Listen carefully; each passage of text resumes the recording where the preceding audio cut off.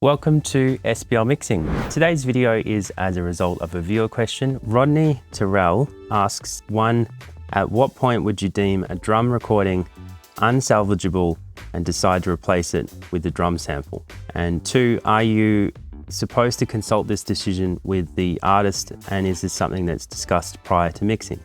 I would always consult the artist and just try and say, well, it's in your best interests. If they insist on using the raw tracks, then just do your best with what you've got.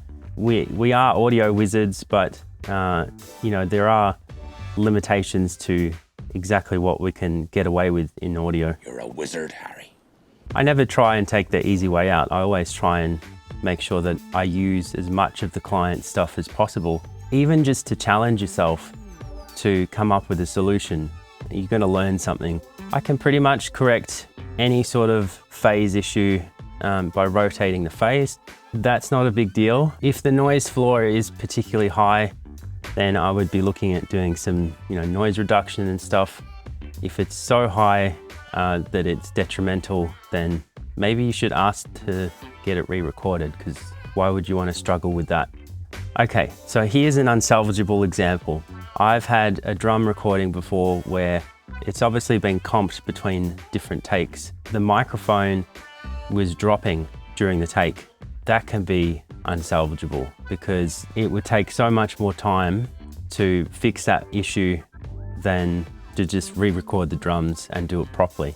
Another example would be when a drummer is not comfortable playing with a click and the timing is just all over the place, like even to the extent that in between beats, it's doing this. Just this really quick wavering in time because they just weren't able to lock in. I've actually had that, and I decided to go ahead and try and fix it, and it was like Swiss cheese.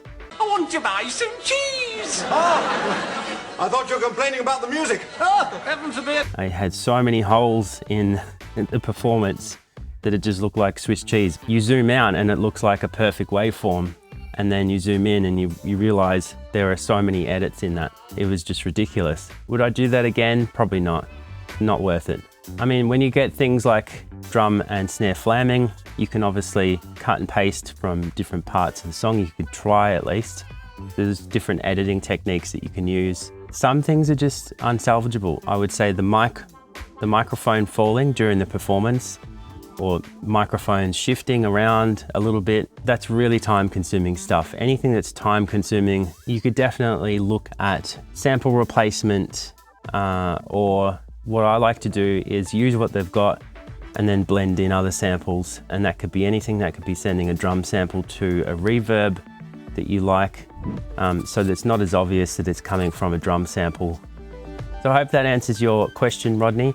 Now, I'm writing a course at the moment on mixing. I'll leave a link below where you can sign up to that. Really excited about the scope of the course and what it can teach you. So jump on that if you're interested. I'll keep you up to date as I'm writing it.